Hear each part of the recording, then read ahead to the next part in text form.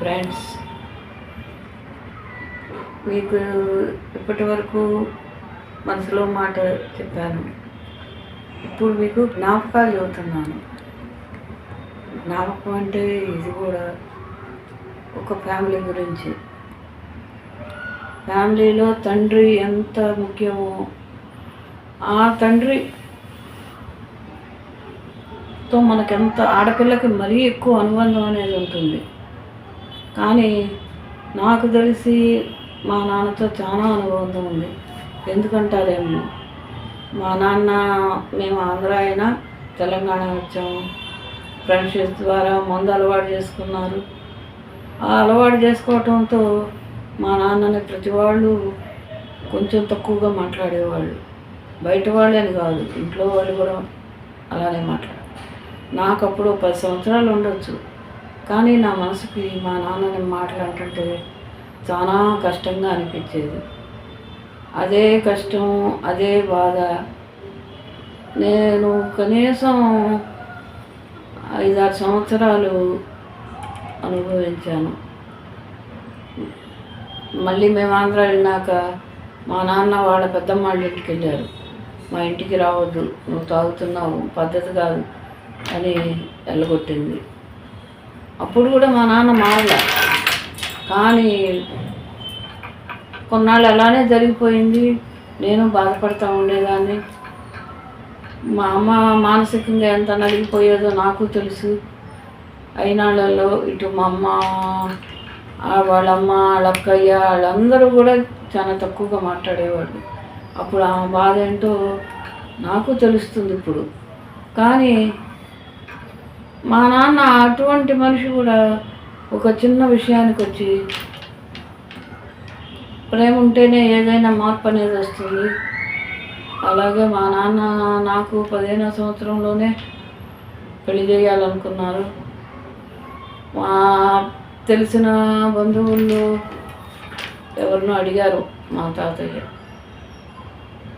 ఈ మా నాన్న తప్పు దారి పట్టడానికి కూడా వాళ్ళ అమ్మ లేకపోవటం, గారాబంగా పెంచటం, ఇలాంటి చిన్న చిన్న కారణాలు ఉన్నాయి. కానీ అవన్నీ పక్కన పెట్టి ఎంతసేపు నాన్ననే అనేవాళ్ళు. నాన్న మరి తెలుసో తెలియకో తప్పు చేశాడు, అయిపోయింది. అదే నాన్న నా పెళ్లి సంబంధానికి వెళ్తే ఎవరు అన్నారంట, తాగుబోతాడు కూతురికి పిల్లనిచ్చేది ఏంటని. చూడండి, మనిషికి ఎన్ని సంవత్సరాలు చెప్పినా మారని వ్యక్తి ఒకే ఒక్క మాటతో మారిపోయాడు. తను బ్రతుకున్నంత కాలంలో కూడా మళ్ళీ దాని జోలికి వెళ్ళగా. అటువంటి మా నాన్నని జ్ఞాపకం చేసుకుంటున్నాం. మా నాన్న జ్ఞాపకాలు నాకు చాలా ఎక్కువ ఉంటాయి. అలాంటి నాన్న వచ్చి మా కుటుంబంలో చేసుకున్నది మేనమావనైనా భాగాలు పంచుకునే టైంలో మా ఇంటికి వచ్చాడు.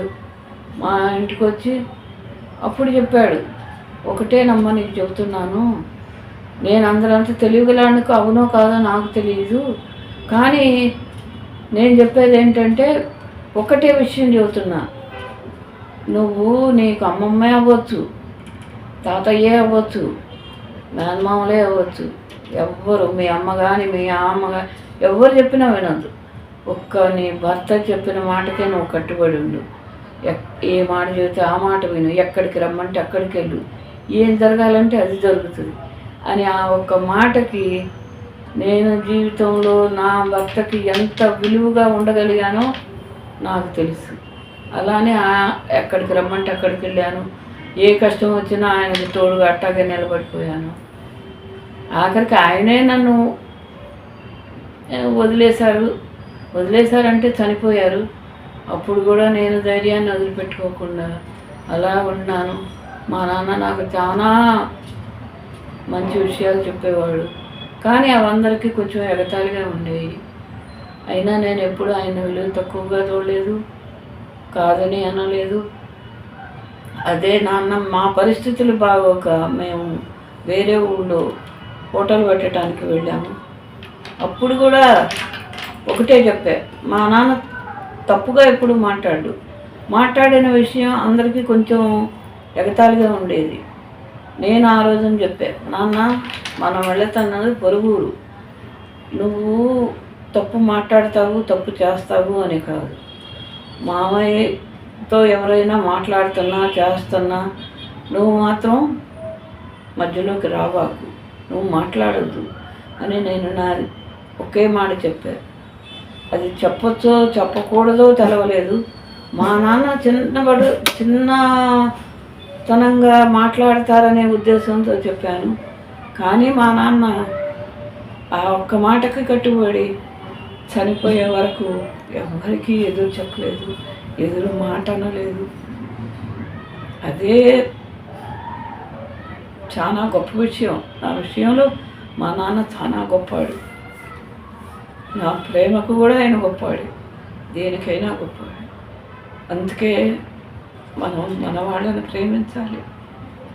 ఆ జ్ఞాపకాలు మనం బ్రతుకున్నంతకాలం మన వెంట ఉంటాయి. అది సంతోషమైనా దుఃఖమైనా బాధైనా వ్యధైనా ఏదైనా మన వెంటే ఉంటుంది. ఇది నాన్నతో ఉన్న నా జ్ఞాపకం. ఓకేనా అండి? మీకు నచ్చితే ఓకే, మీకు నాకేదైనా సలహాలు చెప్పాలనుకుంటే చెప్పండి, నేను వింటాను, నేను తెలుసుకుంటాను. అలాగే నా జ్ఞాపకాలను ఇంకా మీతో పంచుకోవాలనుకుంటే కామెంట్ చేయండి. అదేవిధంగా మీరు కూడా మీ తల్లిదండ్రుల జ్ఞాపకాలని జ్ఞాపకం చేసుకోండి. అవి కష్టమైన సుఖమైన మన మనసుకి ఎంతో రిలీఫ్గా ఉంటాయి. ఈ విషయాల్ని నేను ఎవరితో అయినా నేను షేర్ చేసుకుంటాను. మా నాన్న ఎంత గొప్ప అని, అది తప్పుండని, కానీ మా నాన్న ఇవాళ నాకు చాలా గొప్ప. అలాగే మీరు కూడా నా జ్ఞాపకాలను పంచుకున్నందుకు మీకు చాలా థ్యాంక్స్ అండి.